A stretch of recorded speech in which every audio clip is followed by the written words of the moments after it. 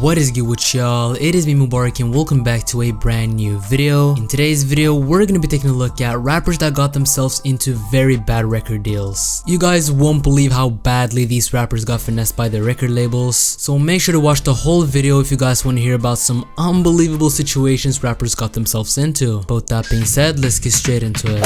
Tyga was signed to Birdman's record label Cash Money, and we already know how Birdman is with his money, so just buckle up for this next one. The label Cash Money has had a ton of successful rappers, including Lil Wayne, Drake, and even Nicki Minaj. But like I said, as the time went by, people started to realize that a lot of artists under the label got really bad deals. And I'm not just talking about the smaller names, we're talking like some of the bigger rappers as well. And I mean, Tyga was successful, but I wouldn't say that it was quite up there at the time. So basically what ended up happening was that Tyga signed a deal that was basically to produce two projects for the label, Careless World and Hotel California. You can already see where I'm going with this. Allegedly, Tyga didn't get a fair amount when it came to the royalties that was generated from the music, because apparently he was promised to get a fair share of the money, but that never happened. But Birdman, one of the founders of Cash Money, had something to say about the situation, which was that the whole thing was pretty much bullshit. He also went as far as to say that Tyga owned the label money, and the lawsuit that Tyga was using to threaten Cash Money Records later got dropped. Like bruh, all of this just seems shady as hell. Like you don't even know who's telling the truth anymore.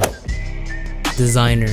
We all remember Desiigner for the 2016 hit he made called Panda, and it's pretty safe to say that most of us thought that he was gonna become a huge star in the new trap wave. He got signed to Kanye West's Good Music in 2016, and he appeared on the song Part 2 on The Life of Pablo. He got a ton of recognition after Kanye West co-signed him, and like everyone was talking about him. This didn't go on for too long though, because as you all know, Desiigner fell off like relatively quick. After he released the projects New English in 2016 and LOD in 2018, we all saw that they didn't do too good, especially compared to the hit single Panda. He went on a rant because he was fed up with good music, and he talked about the lack of promotion for the project. By 2019, he was just pissed because of his record label. He felt as if his label wasn't doing anything for him, and just much more. Some of his fans even thought that Kanye West signed him just so that he could get the rights to use the famous Panda verse on his song named Part 2, and I'm gonna be showing you guys a clip of Desiigner when he came out late 2019 and said that he's no longer signed to the label, and that he's quote unquote on his own vibe now. So let's check it out. I'm on my own vibe, you know what I mean? I couldn't have nobody hold me up. That's why I had to get off that label, man.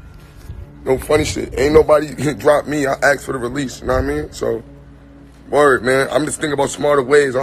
I see my dreams. I want to capture my dreams. Niggas had their dreams. Niggas past 30, 40. I'm 22. I'm ready to do me now. You know what I mean? The only label I'm on right now is LOD. You know what I mean? Big LOD on my chest.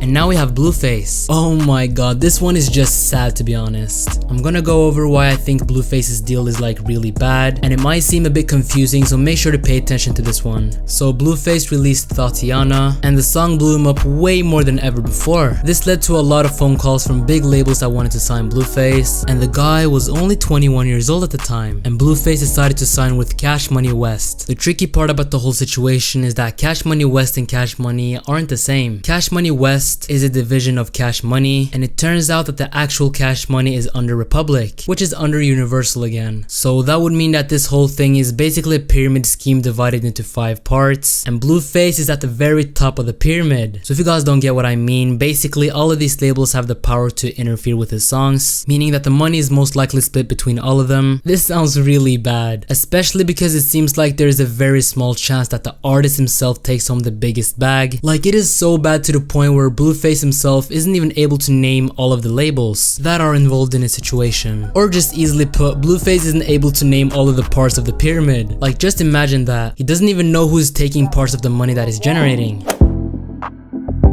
Megan Thee Stallion. Megan Thee Stallion is a female rapper that has done really well for herself. She had a good 2019, but she definitely got herself into the public eye this year. She now has over 1 billion streams on her song, which is obviously really big. But despite being this successful, her label did her dirty, trust me. So let me explain. The label she was signed to when this took place, 1501 Entertainment, got her into such a bad deal like you won't believe it. If you haven't heard about this yet, she basically got paid $15,000 out of the $7 million that her music generated. And if that wasn't enough, she even got physical threats from the head executives at the label. And that's just a drag, to be honest, let's be real. But later on, Megan received assistance from Jay-Z's label Roc Nation. I forgot to mention it, but all of this took place this year. And a restraining order was filed against 1501 Entertainment. They were also stopping Megan from releasing new music. Like, it is eye-opening. So that is gonna be it for this video. I really hope you guys enjoyed this. I know that this was quite a short video, but I just want to see if you guys like these informative commentary styled videos. Let me know in the comment section what you guys think about this, because I might make more videos like this in the future. And as always, follow me on Instagram like it's on the screen. And with that being said, my name is Mubarak and I'm signing out.